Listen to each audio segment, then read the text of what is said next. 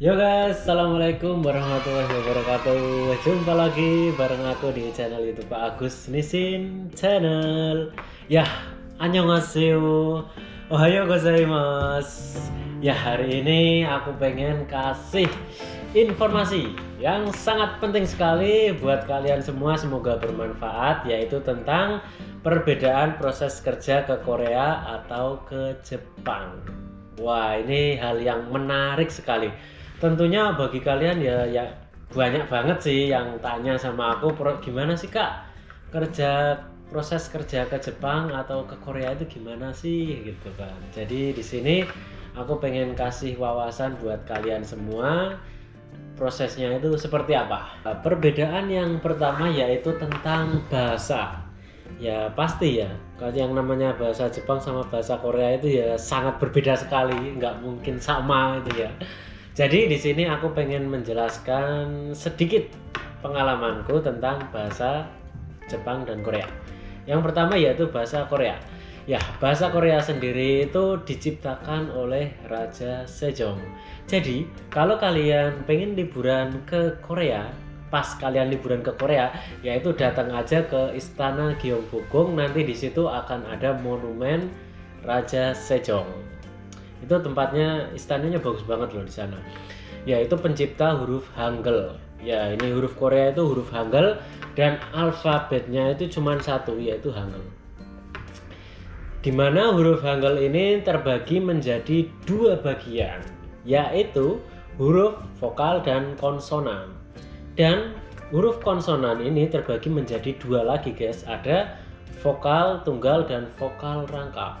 Untuk vokal tunggal sendiri itu jumlahnya itu ada 10 dan vokal rangkap ada 11. Dan untuk konsonan tunggal itu ada 14 dan konsonan rangkap itu ada 5. Jadi total keseluruhan itu ada 40 huruf. Jadi kalau kalian pengen belajar bahasa Korea itu ya 40 huruf ya, itu ya bukannya mudah, tapi kalau dipelajari pasti bisa. Ya itu ya 40 huruf. Itu kalau kalian pengen belajar otodidak untuk bahasa Korea sendiri itu bisa guys. Ya seperti itu sekilas tentang huruf Hangul. Dan sekarang kita ke huruf bahasa Jepang. Ya ini lumayan rumit dan sangat susah sekali. Soalnya emang ya bahasa Jepang ini hurufnya aja udah susah, terus ditambah lagi alfabetnya itu ada 3 guys. Jadi yang pertama itu hiragana, terus katakana, terus kanji. Dan ketiga-tiganya itu kalau di Jepang itu digunakan. Jadi kalau kalian pengen kerja ke Jepang itu sebaiknya, kalau menurutku sih, itu kalian harus kursus atau sekolah di LPK. Soalnya ya emang benar-benar rumit ya. Sudah ngapalin hiragana, terus ngapalin katakana, terus ngapalin kanji yang jumlahnya tidak terbatas. Ini jumlahnya tidak terbatas sampai wah, kalau kalian bisa hafal kanji ini wah luar biasa buat kalian. Tapi kalian harus tetap semangat. Pokoknya dimanapun kalian pengen kerja, mau Korea atau Jepang, itu kalau kalian tetap semangat kalian pasti bisa. Ya itu sekilas tentang bahasa ya, perbedaannya seperti itu. Jadi kalau huruf Hangul itu ada 40 huruf, kalau bahasa Jepang itu ada banyak sekali, nggak bisa saya terangkan, nanti kalian download sendiri di Google juga ada semua. Pokoknya aku pengen kasih wawasan buat kalian gitu loh. Terus lanjut lagi yang kedua untuk tes. Untuk tes sendiri untuk bahasa Korea yaitu tesnya itu CBT. Kalau dulu PBT. PBT itu menggunakan kertas guys. Jadi kalau aku dulu ya masih sistem PBT, jadi menggunakan kertas, kita ngurek-ngurek jawaban, kita menghitangkan jawaban gitu. Tapi sekarang ini kita udah CBT. Berarti CBT itu menggunakan komputer. Jadi kita tinggal nyalain komputernya. Komputer udah disediakan dari sana ya. Dari BNP 2 TKI udah disediakan. Terus kita ngudek-ngudek ke atas, scroll ke atas, ke bawah, kita baca, ya kita tinggal klik jawabannya yang benar yang mana. Ya gitu. untuk bahasa Korea sendiri sistem CPT. Terus ada lagi guys, ada lagi tambahan. Kalau dulu ya tes skill. Kalau dulu aku itu tes skill itu cuman buat pelengkap saja, jadi tidak wajib. Kalau sekarang itu wajib. Jadi kalau kalian mengikuti tes bahasa Korea ini, kalian wajib mengikuti dua-duanya dan dua-duanya itu harus lulus. Kalau kalian nggak lulus salah satunya ya kalian nggak bisa berangkat ke Korea. Jadi kalian nggak lolos itu. Itu yang bahasa Korea. Tesnya cuman 2 ya. Tes di CPT, Computer Basic System yang di komputer. Terus yang kedua tes skill. Nah, skill itu banyak sekali macamnya. Ada wawancara, ada kita harus memasukkan baut ke memasukkan ring. Ya pokoknya ada lah. Nanti aku tunjukin videonya seperti apa. Terus kita lanjut lagi ke yang tes bahasa Jepang. Wah, ini bahasa Jepang ini benar-benar rumit sekali tesnya, dan apalagi ditambah lagi dengan sistem gugur. Jadi kalau kita tes langsung gagal gitu. Satu tes terlewati, kalau lulus atau gagal, kalau gagal ya gagal, ngulang lagi. Biasanya itu tesnya ada 6 bulan sekali gitu. Ya, jadi yang pertama tes bahasa Jepang itu kesemaptaan. Kesemaptaan itu kita disuruh telanjang tapi hanya pakai CD doang. Ya, itu untuk mengetahui kalau di badan kita ada tato atau ada penyakit gatal-gatal yang lain, guys. Kalau penyakit gatal-gatal sih bisa disembuhkan ya. Kalau tato itu udah nggak bisa gitu. Karena tes kesemaptaan itu seperti itu, guys. Jadi kalau tato itu benar-benar nggak boleh kalau tes bahasa Jepang ya itu kesemaptaan. Terus yang kedua itu matematika itu soalnya itu cuma ada 5, tambah-tambahan, perkalian, terus pembagian. Itu cuma ada 5 tapi waktunya itu cuma 1 menit. Kalau kalian mengerjakannya dengan grogi, dredeg, yo ora lulus lah, sistemnya gugur soalnya. Nah itu seperti itulah. Terus lanjut lagi, setelah matematika itu juga ada tes bahasa juga ada. Terus lanjut lagi itu untuk tes fisik, yaitu lari 7 kali mengelilingi lapangan bola. Ini bukan bola futsal ya, bukan lapangan bola futsal, tapi lapangan bola beneran yang luas banget itu 7 kali selama 15 menit. Bayangkan guys, itu capek banget.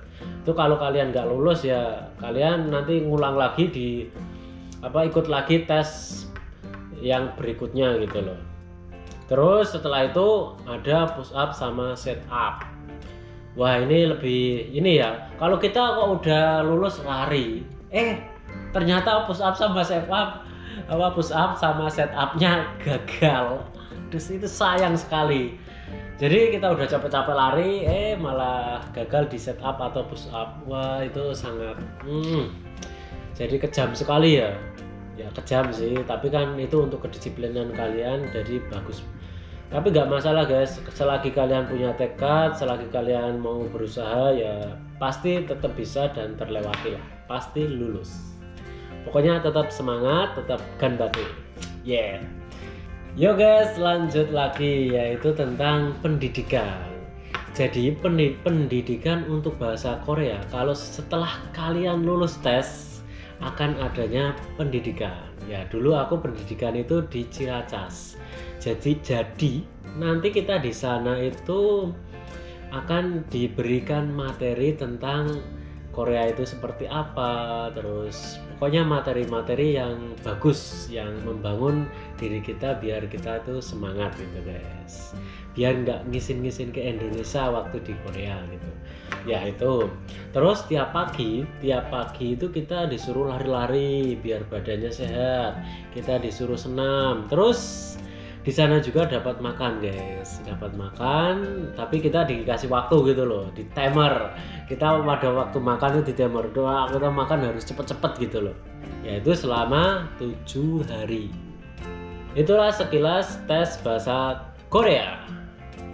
Jadi terus lanjut lagi untuk yang pendidikan bahasa Jepang. Wah, ini lebih lama lagi guys, dan prosesnya itu sangat melelahkan. Tapi seneng, ibaratnya gini loh, kita itu aku sendiri ya ngadepin itu seneng kalau aku ngomongin bahasa Jepang lagi ya, mengingat masa lalu itu ya seneng gitu guys. Ibaratnya wah pengen tes lagi ya gitu, seneng. Tapi kalau menjalani tes lagi ya paling bosan. Ya kayak gitu. Terus ini ya, kalau untuk bahasa Jepang sendiri itu pendidikannya itu 2 bulan di daerah. Jadi di daerah itu kita digembleng seperti tentara, tiap pagi lari-lari, senam.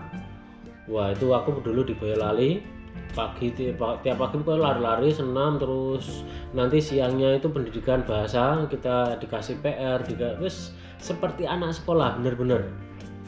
Jadi kalau malam itu cuma ngerjainin PR gitu, apalagi kalau dapat mondai itu masalah apa kurang apa gitu ya, apa kita melakukan kesalahan gitu, biasanya sampai nggak tidur guys.